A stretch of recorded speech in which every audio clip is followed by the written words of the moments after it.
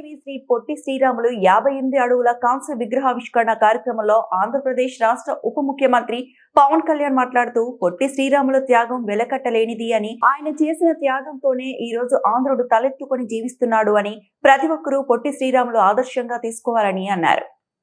ఇక తదుపరి మన డిప్యూటీ సీఎం గారు మన రాష్ట్రం నలుమూలలకి పయనించడం మాత్రమే కాకుండా ప్రజల మనసు లోతుల్లోకి వెళ్లి కష్ట సుఖాలని తెలుసుకున్న నాయకుడు, పవర్లో ఉన్న పవర్ మన deputy CM of Andhra Pradesh Pawan Kalyan గారిని మాట్లాడవలసిందిగా రిక్వెస్ట్ చేస్తున్నాము. గౌరవ ముఖ్యమంత్రి వర్యులు శ్రీ నారా చంద్రబాబు నాయుడు గారికి హృదయపూర్వక నమస్కారం. ఈ కార్యక్రమానికి విచ్చేసిన మంత్రివర్గ సభ్యులైన గౌరవ మంత్రివర్గ మరియు సభ్యులైన నారా లోకేష్ గారికి, నాదెండ్ల మనోహర్ గారికి, పొంగూరు నారాయణ గారికి, శ్రీమతి సవిత గారికి, శ్రీ టీజీ భరత్ గారికి, గౌరవ బీజేపీ రాష్ట్ర అధ్యక్షులు పివిఎన్ మాధవ్ గారికి పేరు పేరున హృదయపూర్వక నమస్కారం. ఈ కార్యక్రమానికి విచ్చేసిన గౌరవ ఎమ్మెల్యేలకి ప్రతి ఒక్కరికి పేరు పేరున హృదయపూర్వక నమస్కారం. అలాగే ఈ కార్యక్రమానికి తమ వంతు విరాళాలు అందించిన జిఎంఆర్ గ్రూప్ చైర్మన్ బివిఎస్ రావు గారికి, ప్రతి ఒక్కరికి, అమరజీవి పొట్టి శ్రీరాములు మెమోరియల్ ట్రస్ట్ సభ్యులందరికీ, కార్యక్రమానికి విచ్చేసిన ప్రజలకు, ప్రజాప్రతినిధులకు, అధికారులకు, మీడియా మిత్రులకు, మీడియా మాధ్యమాల ద్వారా వీక్షిస్తున్న ప్రజలందరికీ పేరు పేరున హృదయపూర్వక నమస్కారం. తెలుగు జాతి ఉనికి కోసం, తెలుగు జాతి ఆత్మగౌరవం కోసం ఆత్మార్పణం చేసిన అమరజీవి పొట్టి శ్రీరాములు గారి 125వ జయంతి సందర్భంగా యావత్ ఆంధ్రప్రదేశ్ ప్రజల తరఫున ఆ మహనీయునికి మనస్ఫూర్తిగా నివాళులు అర్పిస్తున్నాం. ఎవరి ప్రాణత్యాగం మీద ఈ రాష్ట్రం ఏర్పడిందో, ఎవరి దేహత్యాగం మీద ఈ రోజున తెలుగు వారంతా స్వేచ్ఛ వాయువులు పీల్చుకుంటున్నారో ఆ మహనీయుని స్మరించుకోవడం మనందరి కర్తవ్యం. మద్రాస్ ప్రెసిడెన్సీలో తెలుగు ప్రజల ప్రయోజనాలను పరిరక్షించుకునేందుకు, ఆంధ్ర ప్రజల ఆత్మగౌరవాన్ని కాపాడుకునేందుకు ఆయన సుదీర్ఘ కాలం చేసిన ఆమర నిరాహార దీక్ష చేసి, తద్వారా ఆయన ఆత్మ బలిదానం ఫలితంగానే తొలి భాషా ప్రయుక్త రాష్ట్రంగా ఆంధ్రప్రదేశ్ అవతరించింది. మరిన్ని రాష్ట్రాలకి దారి ఏర్పరిచింది.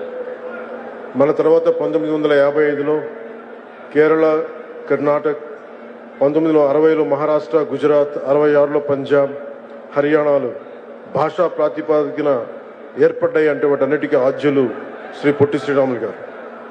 అలాంటి మహనీయుని చరిత్రను భవిష్యత్ తరాలు స్మరించుకునే విధంగా ఆంధ్ర రాజధాని అమరావతిలో అమరజీవి పొట్టి శ్రీరాములు మెమోరియల్ ట్రస్ట్కి గౌరవ ముఖ్యమంత్రి శ్రీ నారా చంద్రబాబు నాయుడు గారి నాయకత్వంలోని కూటమి ప్రభుత్వం 6.8 ఎకరాల భూమిని కేటాయించగా, వారు 58 రోజుల ఆమరణ నిరాహార దీక్ష గుర్తుగా 57 అడుగుల విగ్రహం ఏర్పాటు చేయడం మనందరికీ చాలా ఆనందాన్ని ఇచ్చే అంశం.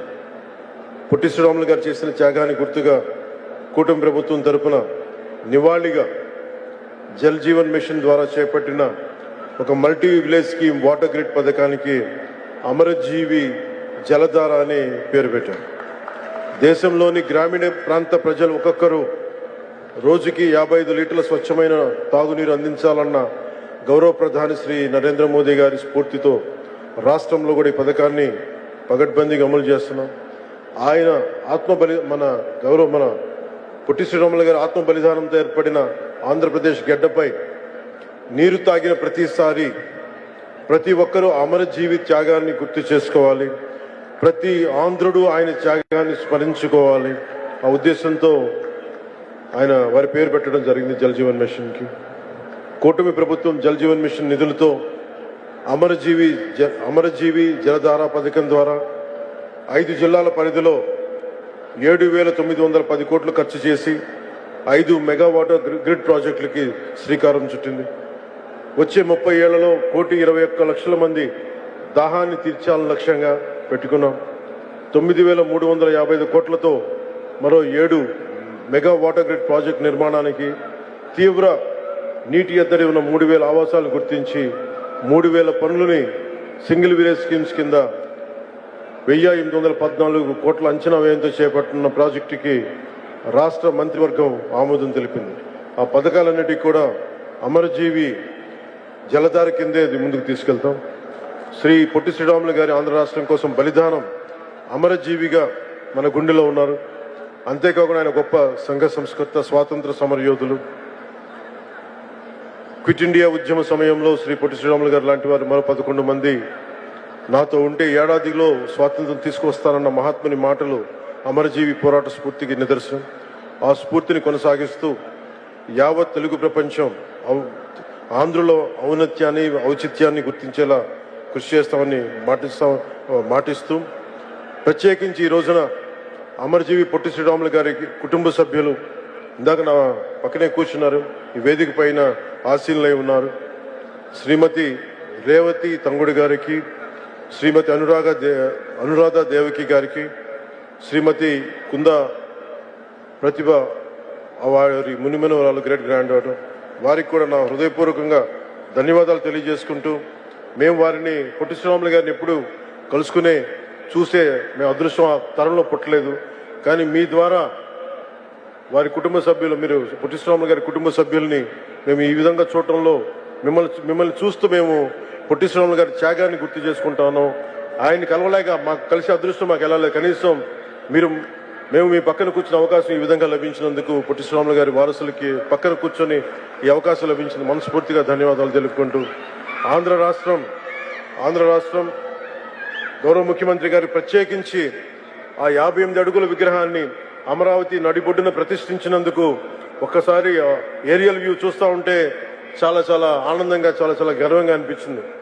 మహానుభావుడు చేసిన త్యాగం ఈ రోజున మొట్టమొదటిసారి మనకంటూ ఒక రాజధాని ఒకటి వచ్చింది.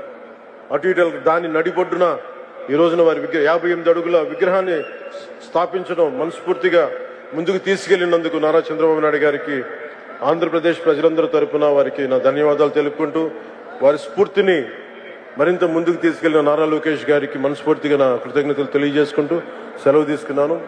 జై ఆంధ్ర, జై హింద్.